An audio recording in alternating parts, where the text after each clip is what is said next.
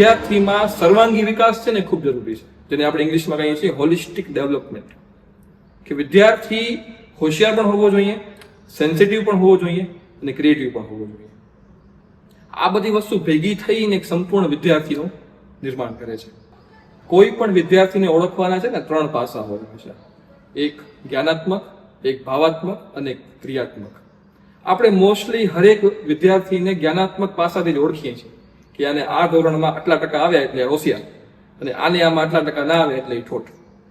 ખરેખર એનું એક જ પાસું છે, ભાવાત્મક પાસું, ક્રિયાત્મક પાસું. એ છે કે એ શું ગણે છે જીવનમાં, એ છોકરો કેટલો સેન્સિટિવ છે એનો અર્થ થાય છે ભાવાત્મક પાસું. પછી એ છોકરામાં કેટલી ક્રિએટિવિટી છે એનો અર્થ થાય છે ક્રિયાત્મક પાસું. ક્લાસરૂમમાં 1લો નંબર આવવાથી છોકરો દુનિયાનો સામનો કરી જ શકશે, આ વસ્તુ શક્ય નથી કોઈના ઉપર ટ્રસ્ટ કરી શકે. કારણ કે IITs ના ટોપર છે, IAS ના વિદ્યાર્થીઓ છે, એ પણ જો એક સમયે દુનિયાથી હારી અને દુનિયા છોડી દેતા હોય છે, તો આ તો હજી ધોરણ 9, 10, 11, 12 આમ કહેવાય ને વિદ્યાર્થીઓ છે. એનાથી આપણે બહુ અપેક્ષા પણ ના રાખી શકીએ કે 1લો નંબર આવશે તો દુનિયા સામે લડી જ જશે. આજના સમયમાં શાળામાં જોવા જાઓ તો મોસ્ટલી જે છે એ જેન ઝી જનરેશન આવી ગઈ છે. અને જેન ઝી જનરેશનની ખાસિયત એ છે કે એ જાહેર સ્થળોએ ઇન્ટ્રોવર્ટ છે અને એકલામાં બહુ એક્સ્ટ્રોવર્ટ છે. આજની જેન ઝી જનરેશન છે ને પુસ્તકો નથી વાંચતી. આઈ ડોન્ટ થિંક સો કે ભવિષ્યમાં પુસ્તક તરફ વળશે. જો એને શરૂઆતથી શેપ આપવામાં આવે કે પુસ્તકમાં શું છે, પુસ્તક તમને શા માટે ઉપયોગી થશે, તો કદાચ 10માંથી 4-5 લોકો વાંચે પણ ખરા. પણ નહીં, શક્ય નથી લાગતી મને વસ્તુ અત્યારે કે એ લોકો પુસ્તક તરફ ખેંચાશે પાછા ફોનમાંથી બહાર આવીને. કારણ કે ઓફકોર્સ આપણે ખબર છે કે લોકો અપડેટ અને અપગ્રેડ થાય જ છે સાથે. હવે બુકમાંથી બધા ફોનમાં આવી ગયા છે. આવી પેઢીને આપણે હવે જે છે એ સમાજ સાથે જોડવાની છે.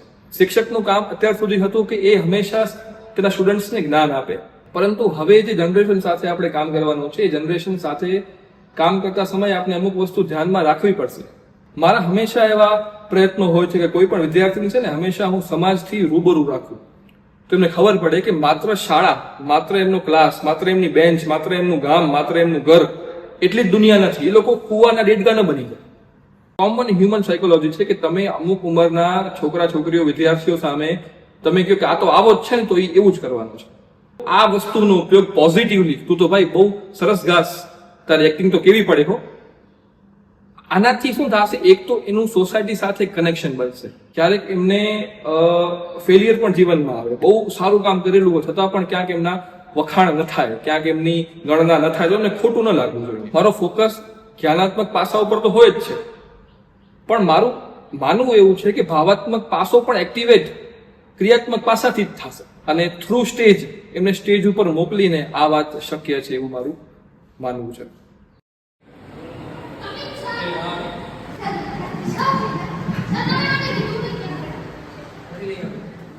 મેં એક આઈડિયા આ 15મી ઓગસ્ટના દિવસે અપ્લાય કરવાની એક કોશિશ કરી કે જેની અંદર હું સ્ટેજ ઉપર એક સાથે 25 વિદ્યાર્થીઓને લઈ ગયો. ડ્રામા મેં પોતે જ લખ્યો, સ્ક્રિપ્ટ મેં પોતે જ લખી, ડાયરેક્શન પણ મેં પોતે જ કર્યું. ધોરણ 9 અને 10માં અભ્યાસ કરતા 25 વિદ્યાર્થીઓ અડધો કલાકનો ડ્રામા સ્ટેજ ઉપર પ્રેઝન્ટ કરશે. અને એ 25 લોકોમાંથી અડધા જણા તો એવા કે જે 10 વર્ષમાં ભાગ્યે જ સ્ટેજ ઉપર ગયા, જે સ્ટેજ ઉપર ગયા છે કાં તો ઝાડ બન્યા છે, કાં તો પથ્થર બન્યા છે, કાં તો ઓટલો બન્યા છે. જ્યારે આ ડ્રામા વિશે મેં લોકોને વાત કરી તો છોકરાઓ મને શું કીધું એવું તમને કહું. છોકરાઓ મને કીધું કે સાહેબ અમને એક્ટિંગ નથી આવડતી, અમને તો ગીત ગાતા આવડે છે. પછી કે અમને ગીત ગાતા નથી આવડતા, અમને તો એક્ટિંગ આવડે છે. એક કે અમને એક્ટિંગ નથી આવડતી, અમને ગીત ગાતા નથી આવડતું, અમને ઢોલ વગાડતા બહુ મસ્ત આવડે છે. ગાયન કલા, અભિનય કલા, વાદન કલા, મેં આ ત્રણેયનું ફ્યુઝન કર્યું અને ત્રણેયને શું કર્યા, એક સ્ટેજ ઉપર એક સાથે લઈ ગયું. મારી વાર્તાની ખાસિયત એ બધાને ગમે. મારી વાર્તાના પાત્રો સાચા, પણ મને સમય હારે રમવું બહુ ગમે. ઇતિહાસમાં કદી ભેગા ન થયા હોય તેવા પાત્રોને હું ભેગા કરું, તેમને ગીતો ગવડાવું અને તમને મજા કરાવું. તૈયાર છો ને વાર્તા સાંભળવા, ગીતો ગાવા? અને હા, ગીત આવડે તો હારોહાર ગાવાની છૂટ.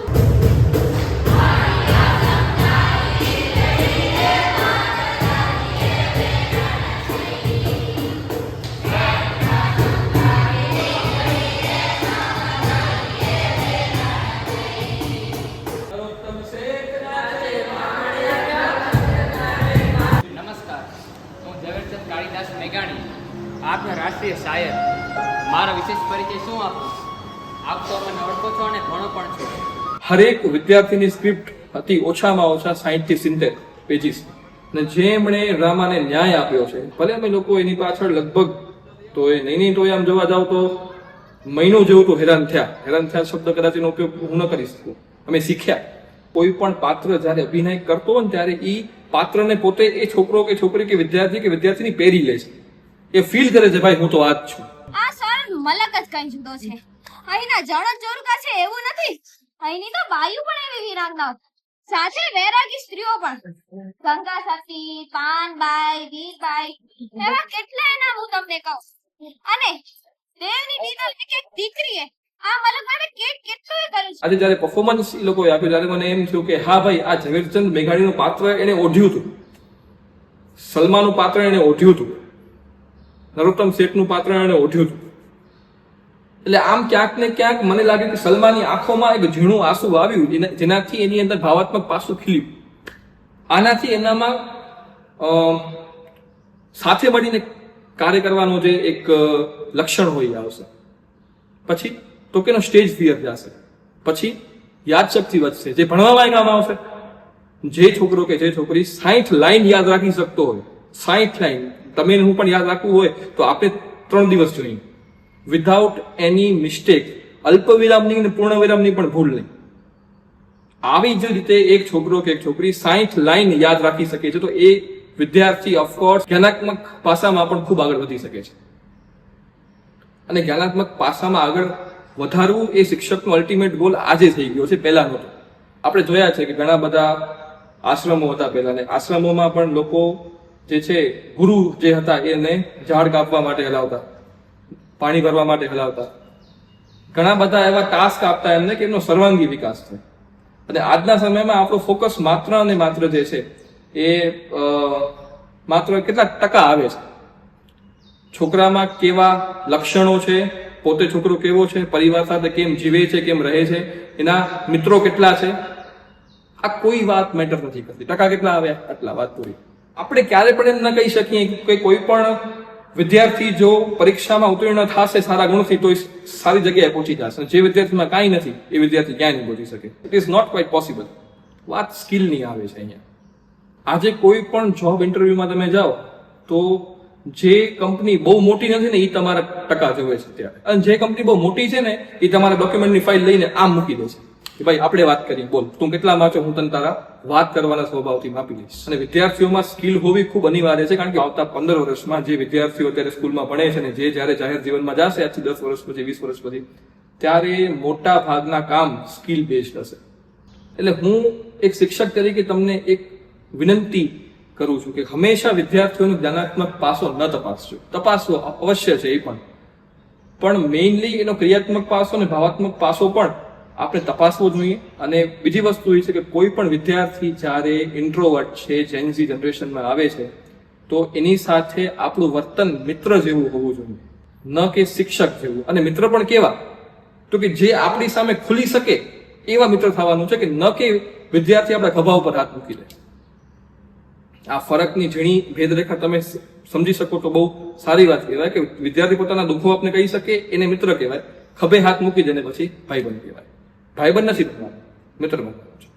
અને વિદ્યાર્થીના સર્વાંગી વિકાસ ઉપર આપણે જે છે એ ભાર આપી, કારણ કે એટ ધી એન્ડ ઈ જ સાથે જવાનું છે. કોઈ પણ જો એક્ટર હોય, એક્ટ્રેસ હોય અથવા કોઈ પણ સ્કિલ બેઝ વ્યક્તિ હોય, કોઈ નહીં પૂછે કે તમે 10માં 12માં કેટલા ટકા આવ્યા. એનો મતલબ એ પણ નથી કે આપણે ભણવાનું પણ નથી. ભણવાનું છે આપણા વિકાસ માટે, પણ ભણવાનું જ છે બાકી બધું મૂકી દો, આ વાતમાં સેન્સ નથી. હવે આ કરવા પાછળનું મારું કારણ શું હતું? તો કારણ મારું એટલું હતું ખાલી કે વિદ્યાર્થીઓ છે ને ખાલી સ્ટેજ ઉપર જાય અને અડધો કલાકનો જે અમારો ડ્રામા તૈયાર થયો એનાથી એક વિશ્વાસ આવી ગયો છે કે વિદ્યાર્થીઓમાં હરેક પાસા આજે પણ પડેલા છે.